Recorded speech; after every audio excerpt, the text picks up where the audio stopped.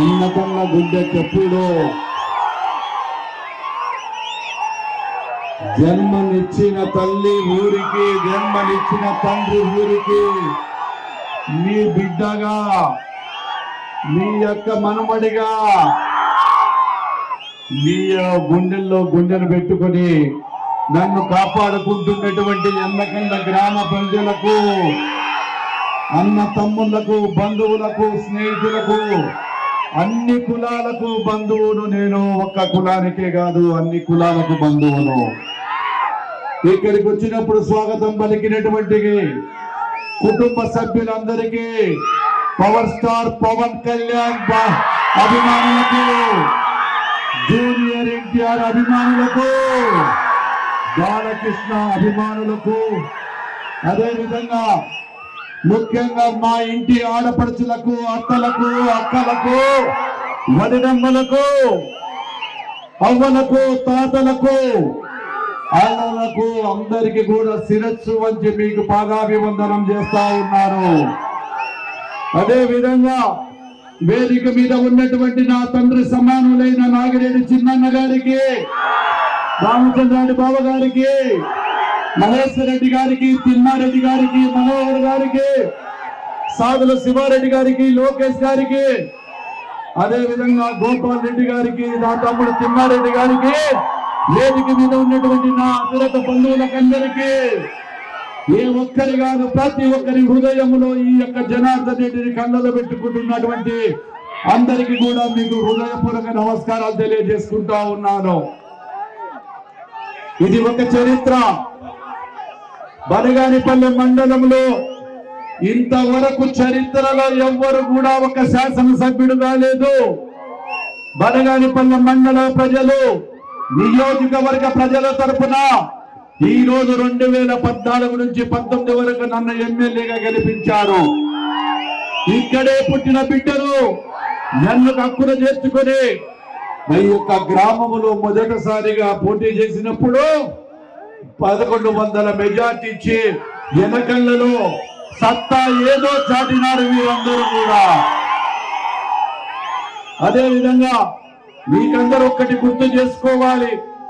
గత ఇంతకు ముందే చిన్నాన్న ఎన్నో అనుభవంతో ఇదే రామిరెడ్డి కుటుంబానికి 40 ఏళ్ళు 30 ఏళ్ళు చాకరీ చేసి ఏ రోజు కూడా ఎన్ని రోడ్లు వేశారో ఒక్కసారి ఆలోచన చేయండి. మన ప్రభుత్వం వచ్చినాక 2 కోట్ల రూపాయల పైన చేశాము. ఇంకా 20-30 లక్షలు మిగిలి ఉండే, అది కూడా చేయలేకపోయాడు. ఈ రోజు వచ్చి చెప్తా ఉన్నాడు, కొంతమంది సన్యాసిగాళ్ళంట అమ్మ గన్నం పెట్టినోడు పిన్నమ్మకు గాజులు కొనిచ్చాడంట. ఎన్నికల గ్రామ అభివృద్ధికి వైఎస్ఆర్సీపీ మేనిఫెస్టో. వారే వాహ్, క్యా బాత్ హై రే భయ్, క్యా బాత్ బోలా. ఏం మాట చెప్పినాడు, ఎన్నికల గ్రామంలో 10 నిరుపేద రైతుకు 50% రాయితండి. అబ్బబ్బబ్బబ్బబ్బబ్బబ్బా.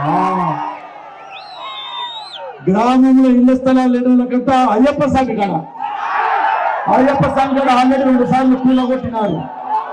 వాళ్ళకు పాపం ఆటో వాళ్ళకి పెడితే వాళ్ళ కోపం ముంచా, మళ్ళా ఇదొక కొత్త ఆశ.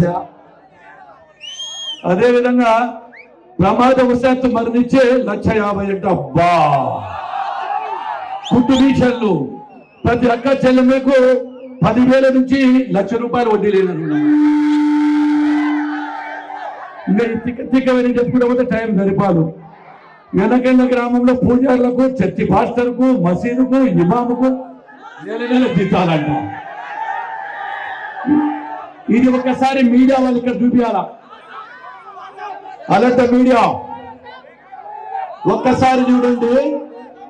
నువ్వు రామిరెడ్డి ఎందుకు మా ఎన్నకళ్ళకి 12 పథకాలంట. నిన్న ఈ రోజు కొత్తగా వచ్చింది 12. నమ్ముతారా అండి? ఎవరైనా నమ్ముతారా? 12 పథకాలంట. బీసీ కాలనీలో 5 సంఘాలు ఏడ సంఖ్య నాకినావు రామిరెడ్డి? సంఖ్య నాకింటియా? తెల్లవారితే 5 రోజులు ఎన్నికలు. ఈ రోజు మన సోషల్ మీడియాలో పెట్టినారు. ఎస్సీల కంట, బీసీల కంట, తిరుపతి దేవస్థానంలో ఈడ ఒక ఫంక్షన్ హాల్ అంట. నీ కులసింగానికి ఏం చేసావు చెప్పు. నీకు ఇన్నేళ్ళు కల్పించినా గులసింగారము, అన్నవరము, కుట్టాల నీ సొంత ఊర్లకు యానడ సీసీ రోడ్లు ఇప్పుడే చదవు. ఇది ఏం లేదా నా ఊరికి మొట్టమొదటిసారి చేసిన నా రుణం తెచ్చుకోవాలా తల్లి రుణం. సిగ్గుసరం లేకుండా మేనిఫెస్టో దీన్ని ప్రజలు నమ్మాలా. ఇది వద్దులే ఇచ్చిన ఊళ్ళకి నీ పొట్టింటికి నీ సొంత సేవరు గుల్లసింగారు ఇదే పెట్టు ఛాలెంజ్. నువ్వు ఇదే పెట్టు నమ్ముతా. మళ్ళా చెప్పేపించాను మొన్న గుల్లసింగారు కూర్చుంటే లెక్క పంచాగరి. అదేవిధంగా గతంలో కూడా ఎన్నో హామీలు ఇచ్చాడు. తెలుగుదేశం ప్రభుత్వం అధికారంలో ఉన్నప్పుడు ఇద్దరు వస్తే ఇద్దరికి అమ్మ కూడా ఇస్తానని చెప్పి కేవలం ఒకరికి ఇచ్చాడు. అది కూడా 3 సంవత్సరాలలో 2000 రూపాయల కమిషన్ తీసుకునే ప్రభుత్వం. అదేవిధంగా అమ్మఒడి ఇద్దరికి ఒకరికే ఇవ్వడం జరిగింది. అదేవిధంగా ఎస్సీ బీసీ మైనార్టీ వాళ్ళకు కూడా లోన్లు ఇస్తానని చెప్పి మోసం చేశాడు. ముఖ్యంగా మైనార్టీ సోదరులకు చేశాడు. రైతులకు అన్యాయం చేయడం జరిగింది. ఆ రోజు రైతులకు 13,000 రూపాయలు చెప్పి కేవలం 6,500 రూపాయలు ఇచ్చి ఈ రోజు మోడీ ఇచ్చేది కూడా తనే ఇస్తానని చెప్తా ఉన్నాడు. బీసీలకు ఎస్సీ మైనార్టీలకు లోన్లు లేకుండా ప్రతి ఒక్కరికి కూడా మోసం చేయడం జరిగింది. ఇదే హుసేనాపురం కాడ, ఇదే కాడసాని రామిరెడ్డి, అదే జగన్మోహన్ రెడ్డి గారు విద్యుత్ ఛార్జీలు పెంచామని చెప్పినటువంటి ఈ యొక్క పెద్ద మనిషి కేవలం ఒక 5 సంవత్సరాలలో 7 సార్లు ఛార్జీలు పెంచాడు. ఆర్టీసీ బస్సు ఛార్జీలు పెంచాడు, డీజిల్ రేట్లు పెంచాడు. ప్రభుత్వంలో ఇసుకను కూడా బ్లాక్ మార్కెట్ లో అమ్మినటువంటి ఈ యొక్క అధర్మ ప్రభుత్వానికి ఒక్కసారి ప్రజలు బుద్ధి చెప్పాల్సిన అవసరం ఉంది. క్వార్టర్ రూపాయలు ఉంటే 200, 200, 400 అది కూడా నకిలీ మద్యంతో పేద ప్రజలను గొంతుకొస్తా ఉన్నారు. ఈ రోజు రైతులకు అన్యాయం చేశాడు, అన్ని వర్గాల ప్రజలకు మోసం చేశాడు. ఈ ఊరికి ఒక్కసారి మా ప్రజలకు రైతు సోదరులకు ఒక్కసారి తెలియజేయాలి. ఇదే కొండ విషయం వస్తే కమిషన్ 3 కోట్ల రూపాయలు కమిషన్ తీసుకొని మన ఊర్లో 160 మంది మీద అక్రమ కేసు పెట్టాడా లేదా? ఇదే పోరాటం కొండ కోసం నేను పోరాటం చేసిన నా కన్ను తల్లి ఊరు కోసం నేను పోరాటం చేస్తే కేసులు పెట్టి నా యొక్క తమ్ముళ్లను, అన్నను, స్నేహితులను, కార్యకర్తలందరినీ కూడా లోపల పెట్టి కేసు పెట్టించాడు. సిగ్గు శరం లేదా? ఈ ఊళ్ళో నువ్వు ఒక రైతు బిడ్డవే కదా. నేను ఆ రోజు కొండకు వ్యతిరేకం చేశాను. ఎరువు కొండలు ఏడికి లేదు, పశువులకు ఇబ్బంది అవుతుంది, అది వేరే ఎద్దుల కొని పిలుకని చెప్తే దాన్ని కూడా రాసి ఇప్పుడు పర్మిషన్లు ఇప్పిస్తాడు. ఈయనకు ఓటు అడిగే హక్కే లేదు, ఓటు అడిగే హక్కే లేదు. ఒక్కసారి గుర్తుపెట్టుకోండి, రేపు ఎన్నికల ప్రజలకు మీకు ఏ విధమైన రైతులకు ఖచ్చితంగా కూడా కాటసాని రామిరెడ్డికి బుద్ధి చెప్పాల్సిన అవసరం ఉంది. రేపు మన తెలుగుదేశం ప్రభుత్వం అధికారంలోకి వస్తే 3 సిలిండర్లు ఫ్రీ, ఆర్టీసీ ఛార్జీలు మా అక్క చెల్లెళ్ళకి ఎక్కడికి పోవాలన్నా ఆర్టీ ఛార్జీలు ఫ్రీ. 18 ఏళ్ల వయసు మొదలుకొని 60 సంవత్సరాల మధ్యన ఎందరుంటే అంతమందికి 1500 రూపాయల ప్రకారం సంవత్సరానికి 18,000. ప్రతి స్త్రీకి 18,000. అత్త ఉంటే అత్తకు, కోడలుంటే కోడలకు, ఇంట్లో 4 ఉంటే 4 కూతురికి కూడా తెలుగుదేశం ప్రభుత్వం ఇవ్వబోతా ఉందని తెలియజేస్తా. అదే విధంగా బీసీలకు 50 సంవత్సరాలకే పింఛన్, అదే విధంగా రైతులకు 20,000 రూపాయలు, అదే విధంగా 3 సిలిండర్లు ఫ్రీ. ఇంట్లో ఎంతమంది చదువుకుంటే అంతమందికి కూడా, ఒకరి చదివితే 15, ఇద్దరుంటే 30, ముగ్గురుంటే 45,000 అని కూడా తెలియజేస్తా ఉన్నాను. నిరుద్యోగులకు 3,000 వృత్తి, 20 లక్షల ఉద్యోగాలు. ముఖ్యంగా మా అవ్వాతాతలకు మొట్టమొదటి పింఛన్ 7,000,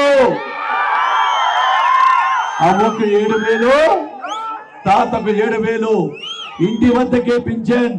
అదే విధంగా 2వ నెల నుంచి ప్రతి నెల ఇంటి వద్దకే 4,000 పింఛన్ రూపాయలు కూడా ఇవ్వబోతా ఉంది. అదే విధంగా సంక్షేమ పథకాలతో పాటు ఏవైతే ఉన్నాయో అది కూడా అభివృద్ధిని కూడా చేస్తామని చెప్పి తెలియజేస్తా ఉన్నాను. అదే విధంగా యాగంటికి పోయే పొలాలకు ఏవైతే రస్తాలు లేవో గెలిచిన 3 నెలల్లోనే అవి మొదలు పెట్టి తీరుతానని చెప్పి ఈరోజు ఈ సెంటర్లో చెప్తా ఉన్నా. ప్రతి ఇంటికి ఈరోజు దస్తగిరి స్వామి కాడ చెప్తున్నా, ప్రతి ఇంటికి కూడా కుళాయి, ప్రతి ఎన్నకన్నుల ప్రతి ఇంటికి వీరు వారు అన్ని వర్గాల ప్రజలకు అన్ని కులాల ప్రజలకు ఇంటింటికి కుళాయి కూడా ఇప్పించడం జరుగుతుంది. ముఖ్యంగా చాలా మంది కూడా మన ఊర్లో ఇల్లు లేవు, పాత ఇళ్ళలో ఉన్నారు. అదేవిధంగా ఇళ్లలో 1, 2, 3, 4 కుటుంబాలు పెరిగినాయి. ఇల్లు లేని ప్రతి నిరుపేదకు స్థలాలు 2 సెంట్ల స్థలాలు ఇల్లు కట్టిస్తానని ప్రమాణం చేస్తున్న దస్తగిరి స్వామి సాక్షిగా. కాటసారి ఇల్లులు కాదు, కాటసారి డూప్లికేట్ ఇల్లుల పట్టాలు, డూప్లికేట్ పట్టాలు కాదు, గల్లో చేసి తీరుతాను. ఈ యొక్క ఎన్నకన్న ప్రజల రుణం తీర్చుకుంటాను. నా తల్లి జన్మనిచ్చిన ఈ గ్రామము రుణం తీర్చుకుంటానని తెలియజేస్తా ఉన్నా. అదేవిధంగా దోబిఘాట్లు కూడా అడిగారు, ఖచ్చితంగా అది కూడా చేస్తాను. మిగిలిన సీసీ రోడ్లు గ్రామంలో ఇక్కడ లేకుండా వారికి సీసీ రోడ్లు. అదేవిధంగా రైతు సోదరులు ఒక్కసారి ఆలోచన చేయండి. అదేవిధంగా జిఎన్ఎస్ఎస్ కాలువ, గతంలో ఒక్కసారి కాలువ పడితే 2 పంటలు పండించుకునే వాళ్ళం. బోర్లలో 2 పంటలు పండించుకునే వాళ్ళం. 2 పంటలు పండించుకునే పోయి వాడు లైనింగ్ చేసినందుకు కేవలం కమిషన్ల కోసం, కాటసాని రామిరెడ్డి కమిషన్ల కోసం లైనింగ్ చేస్తే నీళ్లు కూడా లేకపోయినాయి. ఖచ్చితంగా అవసరమైన ప్రతి చోట కూడా జిఎన్ఎస్ఎస్ కాలువల బొక్కలు పెట్టి సమృద్ధిగా రైతులకు బోర్లలో నీళ్లు వచ్చే విధంగా చేస్తారు. ఎవరు ఎన్ని చెప్పినా ప్రభుత్వం వచ్చిన వెంటనే జిఎన్ఎస్ఎస్ కాలువలు ప్రతి చోట అవసరమైన చోట నీళ్లు భూగర్భ జలాలు పెరగడానికి చేస్తానని చెప్పి తెలియజేస్తూ, అదేవిధంగా చాలా మంది బయట వాళ్ళు ఉన్నారు. సిమెంట్ కంపెనీలో అర్హులైన మన వాళ్ళకందరికీ కూడా ఉద్యోగ అవకాశాలు ఖచ్చితంగా. సిమెంట్ ఫ్యాక్టరీ ఊరు మనదే, పొలము మనదే, కొండ మనదే. అందుకే సిమెంట్ ఫ్యాక్టరీకి నా మీద కక్ష. ఏ రోజు కూడా పురకాలు పెట్టలేదు సిమెంట్ ఫ్యాక్టరీలో. వాళ్ళు ఇచ్చే దయాధర్మం 50 లక్షల కోటికి చెయ్యి దాపలేదు. ఈ రోజు కాటసాని రామిరెడ్డి ఎంత తెచ్చుకున్నాడో ప్రమాణం చేయాలి. ఏ రోజు కూడా కాపీ నీళ్లు కూడా రాగలే వాళ్ళ దగ్గరికి పోయి. ఈ రోజు కొండలో మన వాళ్ళ ఆపుతూ ఉంటే ఆయన అక్కడ కూర్చొని డిన్నర్లు పెట్టుకొని అక్కడ నుంచి మనుషులను పంపిస్తాడు. పోలీసు 500 మంది పోలీసులు ఎవరికి భయపడిస్తారు? మీరు పోలీసులు పంపించి. నేను నా గ్రామం కోసం, నా కన్న తల్లి కోసం నేను పోరాటం చేశాను, కొండ కోసం చేశాను. ఏదేమైనా ప్రతి ఒక్కరికి న్యాయం జరిగే విధంగా చేస్తారని చెప్పి ఇంకా 2 చోట్ల మీటింగ్ అని చెప్తా ఉన్నారు. వచ్చినప్పుడు స్వాగతం పలికినటువంటి మీకు, వచ్చి సహకరించిన ప్రతి ఒక్కరికి మనస్ఫూర్తిగా మీకు ధన్యవాదాలు తెలియజేస్తూ సెలవు తీసుకుంటున్నాను. జై హింద్, జై తెలుగుదేశం, జై చంద్రబాబు నాయుడు, జై ఎన్నకన్నా, జై ఎన్నకన్నా, జై జై ఎన్నకన్నా.